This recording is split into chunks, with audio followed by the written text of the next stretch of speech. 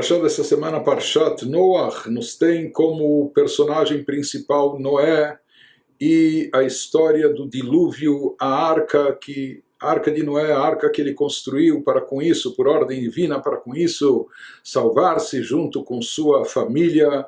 E depois de um ano na arca, depois do dilúvio, quando ele recebe uma instrução divina de sair da arca, quando as águas finalmente baixaram, então, depois de um ano de permanência isolado na arca, Noach sai e, entre outras coisas, nos conta a Torá que ele resolve, terra firme. Há quanto tempo ele não via a terra?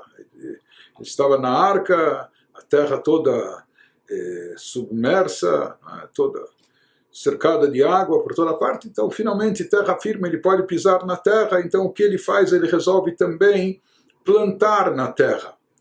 E o que ele escolhe como primeira plantação para fazer logo que ele sai da arca? Nos conta a Torá, Vayachel Noach Ish Adamah. Noach começa como homem da terra, como um agricultor, ele decide cultivar a terra, e o que ele resolve plantar? Vaitá Kerem. Ele resolve plantar um vinhedo. Sobre isso, e depois quem segue no relato bíblico percebe que houveram consequências nefastas para o próprio Noach. A partir daquele vinhedo se produziu um vinho e ele acabou se embriagando, e isso acabou lhe prejudicando, ele saiu até mutilado disso e saiu de uma forma vergonhosa, com um vexame envolvendo seus próprios filhos, familiares, enfim, conforme nos descreve a Torá. O Midrash elabora esse assunto e nos descreve com mais detalhes e principalmente procura nos trazer uma mensagem importante do cuidado que a pessoa deve ter em relação à bebida, em relação a vícios, etc., e qual o ensinamento que a gente deve derivar dessa passagem de Noé, quando praticamente o mundo foi reconstruído e a humanidade foi reiniciada. 10 gerações depois de Adão, houveram 10 gerações de Adão até Noé. E na época de Noé, no pós-dilúvio, quem estava lá presente era apenas Noé e sua família. Então, sobre esse versículo que a Torá nos conta que Noach, ele começa a cultivar a terra e ele decide começar justamente plantando um vinhedo. E, pelo visto, a sua intenção era chegar até o vinho, até a bebida. Depois de um ano de estresse e pressão e alimentando os animais com um zoológico lá na arca, etc.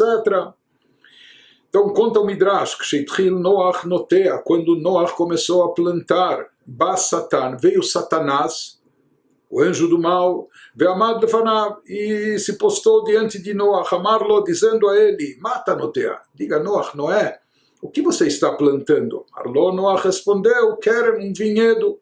Amarlo a Satan, pergunta para ele o Satanás, o mativô, quais as características das frutas desse vinhedo?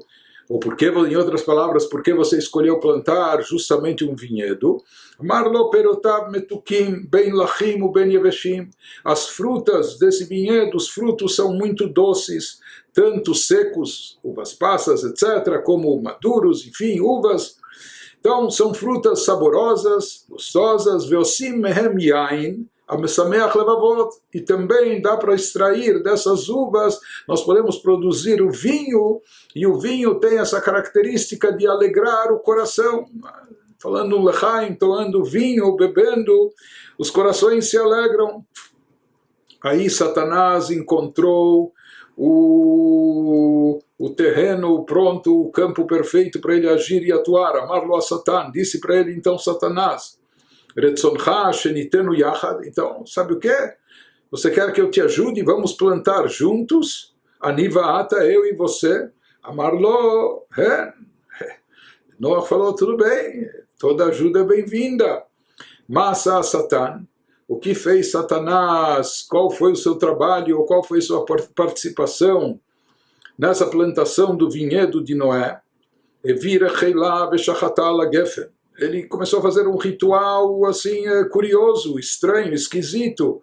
E haviam poucos animais que sobreviveram ao dilúvio, que foram colocados dentro da arca por Noé, amando de Deus. Então, o que ele fez, Satanás, se fala que é primeiro ele trouxe uma ovelha e abateu a ovelha sobre o vinhedo, sobre o vinho. Depois ele prendeu e trouxe um leão e abateu também o leão e sobre o vinhedo. Depois ele trouxe um macaco e também abateu o macaco sobre o vinhedo, Satanás. E por fim ele trouxe um porco, e também abateu o porco em cima do vinhedo. E ele misturou o sangue de todos os animais abatidos, da ovelha, do leão, do macaco e do porco, e com o sangue desses animais ele irrigou aquele vinhedo. E o que Satanás queria insinuar ou indicar para Noé com isso? De certa forma, ele até queria alertá-lo e preveni-lo. Você está plantando um vinhedo, mas na realidade você está visando não somente as uvas, você está atrás do vinho. Você está atrás da bebida.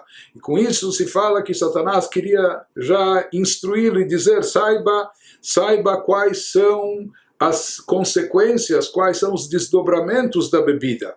E assim, o que ele insinuou, o que ele queria transmitir com esses 4 animais, nessa ordem, nessa sequência que ele abateu sobre o vinhedo, ele quis dizer a ele como as coisas evoluem depois que a pessoa começa a beber. Shadam shote kos achad, quando a pessoa bebeu um copo de vinho, uma taça de vinho, areu kerechelá, ele é como uma ovelha mansa, pacífica, tranquila, sabe? Uma taça de vinho, um copo de vinho, deixa ele relaxado, tranquilo, anav, shfalruach, até humilde, modesto, etc. Quando ele repete a dose e toma mais um copo cheio de vinho, miad gibor kari, ele começa a insuflar o peito, ele começa a se sentir forte como um leão, não é? Já deixa de ser a ovelha, agora ele já está se sentindo forte e vigoroso como um leão. O matchile da bergdolot, e começa a falar de forma grandiosa, Veomer, como o leão, rei dos animais. Ele também começa a se sentir o maioral, o rei, Mikamoni, quem é como eu? Se antes com o primeiro copo ele estava humilde como uma ovelha, agora é o contrário, ele está altivo e até arrogante como um leão, quem é como eu? Quando ele começa a exceder e já vai para o 3º copo, depois do 3º bebe também uma 4ª taça, miado na sekekof, ele então já parece um macaco, já se aparenta um macaco. O medo meraquedo messachek, ele já começa a pular de cá para lá, a dançar, e ele começa a saltitar e etc. Começa a brincar e fazer coisas até estúpidas. O menabel piv lifnei akol, ele começa a falar bobagens e sujeiras, coisas, enfim, baixarias diante de todos. Ele nem sabe, nem percebe, já não está nem mais ciente daquilo que ele está falando ou dizendo, como um macaco que está como pulando de cá para lá, ou dançando de cá para lá, ou brincando, etc., sem controle. Nishtaker, quando a pessoa ficou totalmente embriagada, ele se embebedou, nasce hazir, daí já começa a virar uma porcaria, ele se torna como um porco, ele começa a se sujar e ele começa já, enfim, a chegar no estado lastimável, mitlachlech betito mutal beashva, pode acabar tombado até no chão no meio da sujeira, ou como alguém que cai até na poça de lama e se suja todo. De fato, tudo isso acabou acontecendo com Noach, com Noé, logo após o dilúvio, como decorrência dessa primeira plantação que ele resolveu fazer, que foi justamente do vinhedo, quando ele buscava justamente o vinho para aliviá-lo. Então, como se diz, uma taça de vinho tudo bem, mas quando ele excedeu, quando ele exagerou, quando ele acabou se embriagando e perdendo total autocontrole, etc., então ele acabou naquela situação, né, como se diz, como o porco que acabou se sujando por completo. Assim também aconteceu com Noach, e essa é a mensagem que o Midrash, os nossos sábios, nos trazem, o quanto a pessoa deve fazer as coisas sob medida. Então o vinho por si só é uma coisa, pode ser boa, positiva, alegra. Por isso, nas nossas cerimônias no Kiddush, na Avdalah, debaixo da Chupá, nós temos sempre a taça de vinho, mas que a pessoa saiba fazer tudo com a medida, com moderação. Porém, aqui ele nos alerta, se a pessoa vai repetindo e reincidindo e aumentando e etc., no final aquilo que poderia ser bom, bonito e alegre, acaba se tornando algo sujo, degradante, que deprecia a pessoa.